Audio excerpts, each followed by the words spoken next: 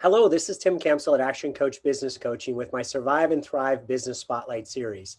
The purpose is to interview local business owners and promote them through my social channels and email database, as well as provide them coaching. This is a free service I'm doing because if we save every business, we save the economy. Today, I have the pleasure of talking with Michael. Welcome, Michael. It's great to have you on the program today. Hi, Tim. Thank you for having me. I do appreciate it. Well, let's start with tell us a little bit about yourself as well as your business. Okay. Well, I am an Indiana native. I grew up in northern Indiana, and I went down to Indiana University on a track scholarship of all things. Raised my children here. I'm a father of three, and I'm now recently, in the last 6 months, a grandfather of two. So Congratulations. thank you. Yeah, I'm earning all the gray hair.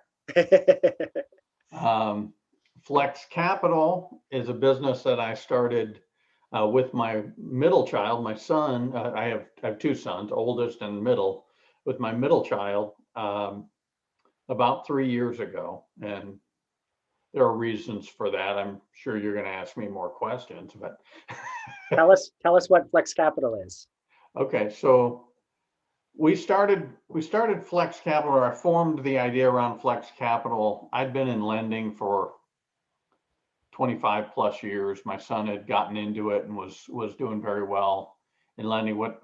When it became an issue was when I started seeing larger corporations buying up and merging and banks consolidating and things like that. And it became a situation where they wanted you to sell their very small handful of products, and you couldn't go outside of that. So it felt like you were putting an undue and inappropriate pressure on the client, because that was all you had to offer.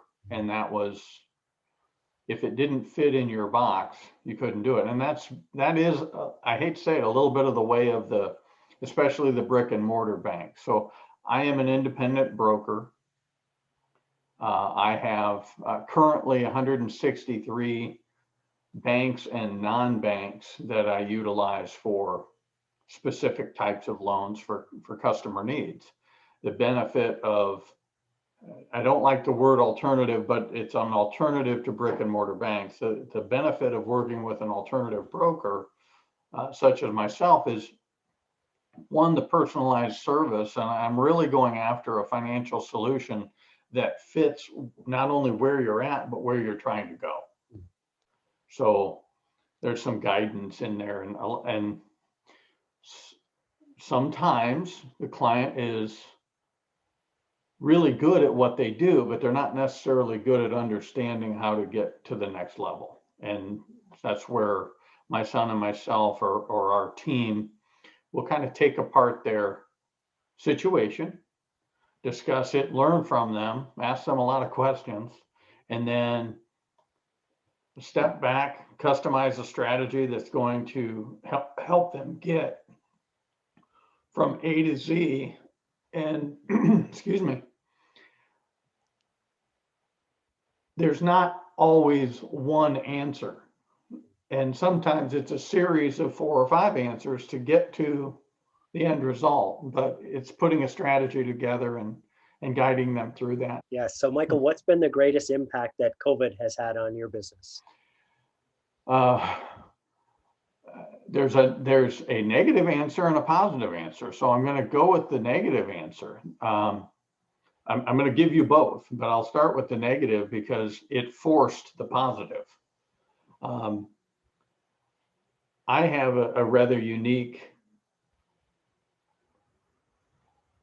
lane or vertical that I work in that many people do not. It is a difficult lane, but I help a lot of people nationally with family entertainment centers. And so this is just one example of the things I do.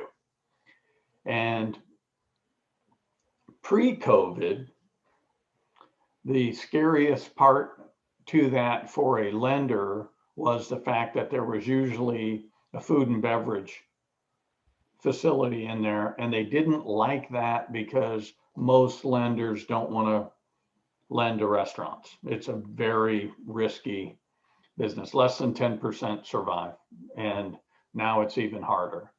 Now you add COVID, and it's the whole touchy cleanup, added labor, chemicals, everything else, and that's a direct hit to the bottom line. So there are ways to fix that. There's formulas to do this. Lots of positive, but I had two or three facilities that were supposed to close April, May, and June of 2020, and they were approved, but going through the final underwriting and closing and setting up for, well, one was obviously much closer, and so that was setting up for how the funding would be distributed and everything, setting the construction schedules. All three of those deals went away due to COVID. So Michael, you mentioned the positive side of COVID. So the positive side is I had to put the screws down a little bit and figure out how this was going to work. And it allowed us to really learn to stop trying to do everything for everybody and coach the customer on how they need to do this properly. And then we, as I say, we kind of narrowed our focus on the types of deals that we do actually do. We've expanded our lender focus. As I mentioned, I have 163 currently, but they all know me personally. I can call them. I'm calling a VP or higher. So I'm not going through the, neighborhood location and then to the downtown and then to another state and then circling back for stale documents because the packet that he put together 3 weeks ago needs updated.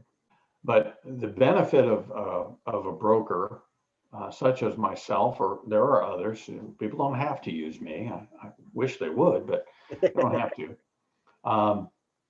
The benefit of having a full service broker such as myself is that I'm going to know where to go. I know what the appetite of the lender is and who lends in that vertical. So do you need equipment? I've got equipment lenders. Do you have A+ credit, C credit? Are you D credit? We've all gone through different things, but I can help. And I will always work to get my client the best overall terms and rates and things like that to benefit them long term, so that I can be a part of their growth. I can be a part of their success. That makes my heart feel good. Yeah. So awesome. As boring as that is, that's what it's all about. Fantastic. My payday will come. Here's an interesting question for you, Michael. It's been said that smart people learn from their mistakes and wise people learn from the mistakes of others. So what mistakes have you made along the way that other entrepreneurs can learn from your experience? It's understanding. You can get to the finish line, but you don't stop at the finish line. In a race, you need to be able to run past. So getting the financial information up front, so I can look at the full picture. You tell me you've got 30% down. Where's that coming from? I need to see it. If I can see it, I can put your strategy together. If you're telling me, well, I've got 30% down, but 20% of it's equity in my house, that's not liquid. Okay. So I need to know what's liquid and what's going to be a collateral piece. Right. The equity in the house is a collateral piece. So it's trying to really ask those questions and confirm what they're telling me. Yes. Second last question here. So I'm going to have your contact information so that people can reach out to you. Is there anything else that you'd like to mention, or do you have any types of offers going on, or how do people figure out if you're even the right solution for them? How do they go about determining that? A phone call's free. An email is free. I will respond to you. You may say no to me, and that's okay. I may say no to you, but I may say you may want to talk to this person, or maybe not, or I'll make an introduction.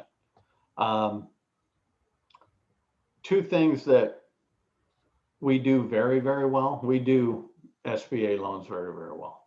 Now, there are some things going on right now with the SBA that started last Monday on the 1st that a lot of people don't know about yet. And the word will get out. I might as well put it out.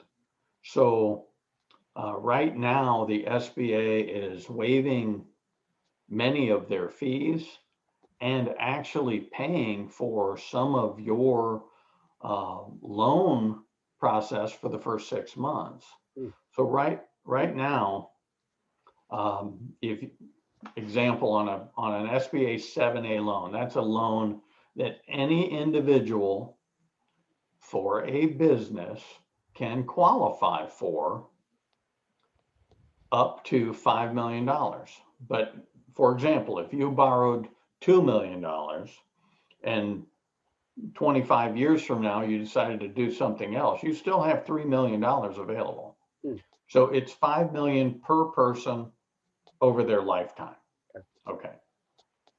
That said, on a $5 million loan, the fee from the SBA that you, the borrower, would normally pay is $138,000 for them to process your loan. Right now, they said we're going to waive that for 6 months. Okay. If it's only $1 million, your total incentive from the SBA on a 10-year 7A loan would be $80,250. Wow.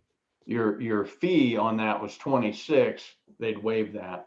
The other incentives would be up to $9,000 a month for 6 months of payment relief while you're either doing tenant improvements or whatever the case is for that loan.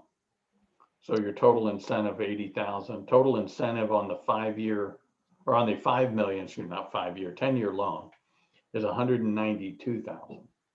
Wow. So that's crazy. Those by themselves is a significant reason. But, all right. Hey, Michael, last question here. What's been most inspiring to you during all of this craziness of COVID? Most inspiring.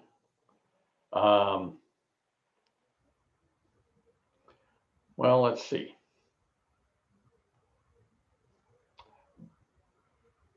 Inspiring to get better all the time. I'm inspired to get better. I'm inspired to work with my team to get better all the time. The challenge, two ways to look at it. You could look at it as a defeatist, or you can say, hey, look, this gives me a chance to be that much better. And that's generally my approach, or I try to keep that positive edge on it. And I want to serve people better. And I take time on a daily basis and on a weekly basis, in addition to the time I take on a daily basis, to work on things that I want, skill sets that I want to improve upon. So did that answer your question? Yeah, absolutely.